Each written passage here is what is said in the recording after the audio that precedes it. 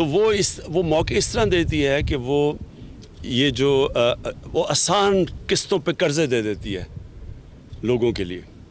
تو وہ ہم نے یہ پہلی دفعہ کیا ہے پاکستان میں کہ ہم نے پہلے بینکوں کے پاس گئے, بینکوں کو ہم نے انسینٹیوائز کیا, 380 ارب روپیہ بینکوں کو کہا کہ صرف گھروں کے قرضے کے لیے رکھیں. تو سارے پرائیویٹ بینکس نے یہ پورا اماؤنٹ رکھا. اسٹیٹ بینک اس کو مانیٹر کر رہا ہے. 5 مرلے کے گھر کے اوپر 5% قرضہ ہے, اور اگر 5% سے اوپر قرضہ جاتا ہے تو حکومت وہ سبسڈائز کرتی ہے, ہم پیسے دیتے ہیں. پھر ہر گھر کے لیے پہلے جو ہمارے 1 لاکھ گھر تک 3 لاکھ روپیہ گورنمنٹ سبسڈی دے رہی ہے ہر گھر پہ. اس سے کیا ہوتا ہے کہ مثلا 21 لاکھ کا گھر ہے, تو اگر 21 لاکھ کے گھر کے اوپر 3 لاکھ سبسڈی مل جاتی ہے, وہ 18 لاکھ کا ہو جاتا ہے. 18 لاکھ کا مطلب یہ کہ جو قسطیں ہر مہینے دینی ہوتی ہیں وہ اور کم ہو جاتی ہیں. تو عام آدمی کے لیے آسان ہو جاتا ہے کہ وہ جو کرائے دیتا ہے وہ قسطیں دے دیتا ہے اور گھر بھی اس کا اپنا ہو جاتا ہے. تو یہ پہلی دفعہ پاکستان میں ہم نے کیا, لیکن یہ اس لیے ہوا کیونکہ مورگیج فائنینسنگ بینکس کے لیے ہم نے ان کو پہلے تو وہ قانون تھا فورکلوجر لا جو 2 سال لگے ہیں پاس کرنے میں, وہ پاس ہو گیا. اب بینکوں کے لیے آسان ہو گیا قرضے دینے کے لیے, اور اسی طرح انشاءاللہ سارا آپ دیکھیں گے کہ جو ہاؤسنگ انڈسٹری ہے وہ اس طرح اٹھے گی پاکستان میں. پرائم منسٹر صاحب یہ بتائیں کہ یہ پروجیکٹ تقریباً 20 سال کے بعد مکمل ہو رہا ہے. اس سے پہلے والی حکومتوں کی توجہ نہیں تھی کیا اس پروجیکٹ پہ؟ ابھی پوچھتے ہیں نیا پاکستان ہاؤسنگ منصوبہ کہاں ہے, 50 لاکھ گھر کہاں ہیں؟ ان کے اپنے دور میں یہ منصوبہ شروع ہوا لیکن مکمل نہیں ہوا, کانٹریکٹرز بھاگ گئے اس منصوبے سے. ابھی زلفی بخاری صاحب نے اس کو مکمل کیا, تو کیا فرق؟ دیکھیں اس میں 25 سال پہلے یہ ساری جگہ لی گئی تھی ہاؤسنگ کے لیے, مزدوروں کے لیے. ورکرز ویلفیئر فنڈ نے یہ جگہ لی تھی, لیکن ورکرز ویلفیئر فنڈ کرپشن کا پلندہ تھا. اس میں پیسے بنتے تھے, سب کچھ ہوتا تھا, لیکن مزدوروں کو کچھ نہیں ملتا تھا. گورنمنٹ کا ایک ارادہ تھا کہ ہم نے یہ کام کرنا ہے, تو وہ 25 سال پرانی اسکیم کو ریوائیو کیا گیا, اور آج آپ کے سامنے 2.5 سالوں میں یہ پورا سارا ایک سوسائٹی بن چکی ہے اور کھڑی ہو گئی ہے.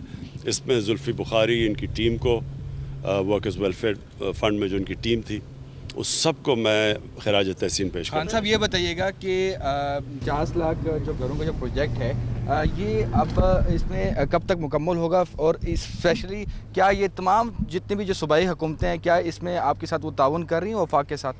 دیکھیں 18th امینڈمنٹ میں سندھ کے اوپر تو ہم کچھ نہیں کہہ سکتے, ان کے اپنے اوپر ہے. وہ ہم کوشش کرتے ہیں, انسینٹیوز وہاں بھی ہیں, لیکن وہاں سے ہمیں کوئی رسپانس نہیں ملتا.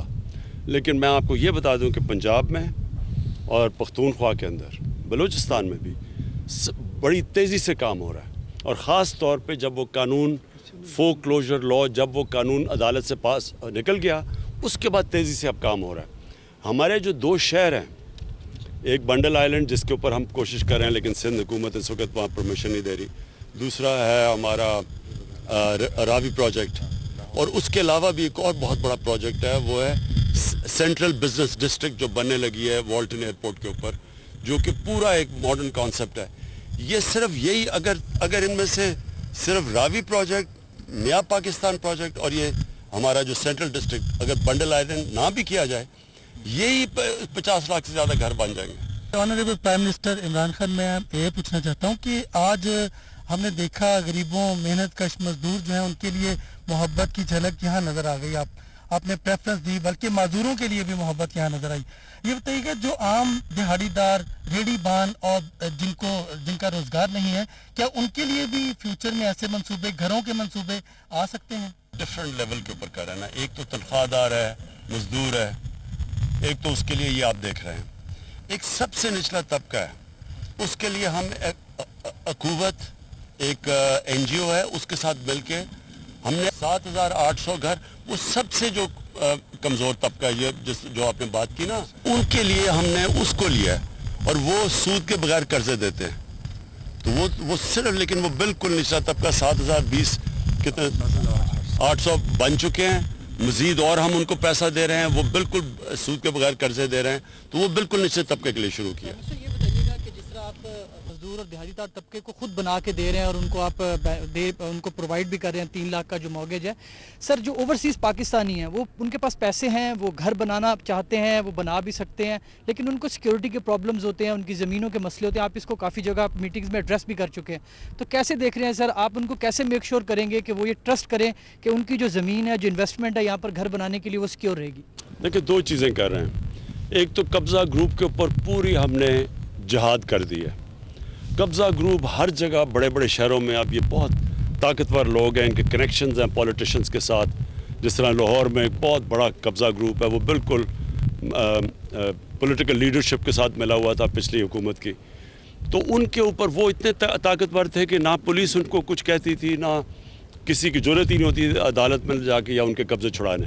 تو ایک تو وہ جہاد شروع ہو گئی ہے, اور وہ پنجاب گورنمنٹ میرے خیال میں 200 ارب روپے سے زیادہ زمین ابھی چھڑا چکی ہے قبضہ گروپ سے, اور ابھی جاری ہے جہاد.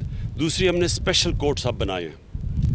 یہ جو اوورسیز پاکستانیز کے لیے اسپیشل کورٹس ہیں, جدھر ان کا فاسٹ ٹریک ہوگا, ان کے جو بھی کیس ہوں گے, ہم نے فیصلہ کیا ہے وہ فاسٹ ٹریک ان کے فیصلے ہوں. پرائم منسٹر صاحب, آپ کو ایک شکوہ بھی رہتا ہے کہ آپ کے جو پروجیکٹس ہیں, جس طرح کی یہ جو جن منشور کے اوپر آپ آئے تھے, ان کے اوپر اس طرح سے بات نہیں ہوتی کھل کے, میڈیا پہ بھی بات نہیں ہوتی.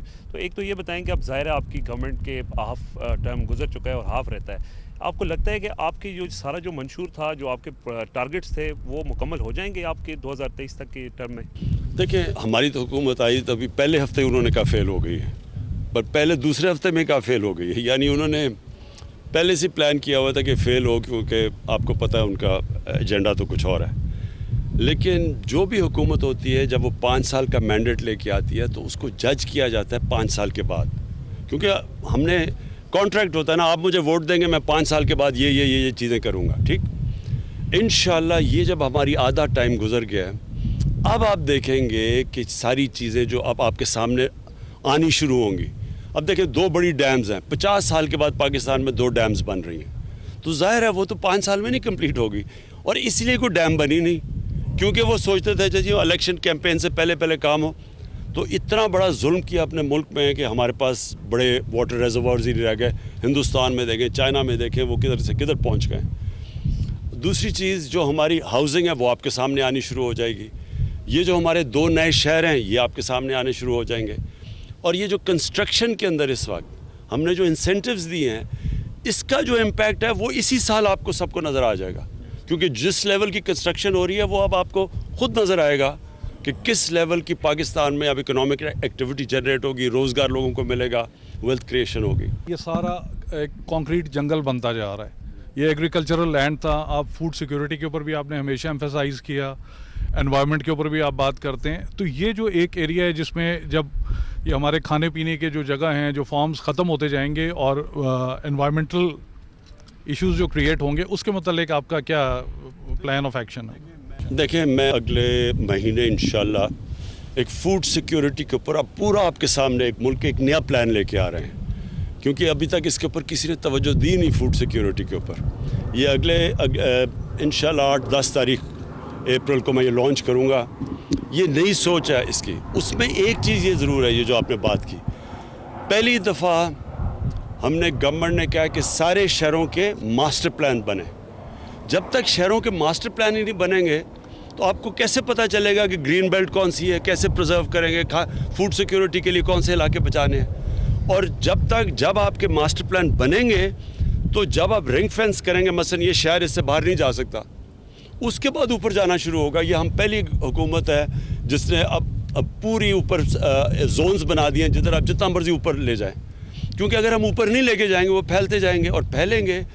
اس کے 2 مسئلے ہیں, ایک فوڈ سیکیورٹی کا, اور دوسرا مسئلہ یہ ہے کہ جیسے شہر پھیلتا ہے آپ ان کو بڑا مشکل اور مہنگا ہو جاتا ہے ان کو بجلی دینا, ان کو پانی دینا, ان کو گیس دینا, ان کی گندگی اٹھانا. یہ جتنا شہر پھیلتا جائے گا, اس لیے ساری ماڈرن سٹیز اوپر ہیں.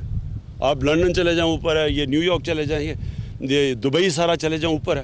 وہ جب آپ پھیلا دیں گے شہر کو, اس کو سنبھالنا بہت مشکل ہو جاتا ہے. لیکن وہ ہوگا تب جب آپ کا شہر کا ماسٹر پلان بنے گا.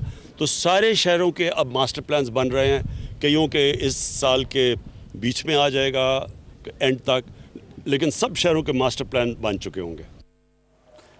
سارے شہروں کے ماسٹر پلان بنائے جاتے ہیں، شہر جتنا پھیلتا جاتا ہے حکومت کے لیے اتنا ہی مشکل ہو جاتا ہے کہ وہ لوگوں کو بنیادی سہولیات فراہم کرے۔ وزیر اعظم عمران خان تعمیراتی شعبے کے فروغ کے حوالے سے نیا پاکستان ہاؤسنگ پروگرام کے بعد جو ہے میڈیا سے گفتگو کر رہے تھے اور میڈیا کے نمائندگان کو آگاہ کر رہے تھے کہ حکومت کا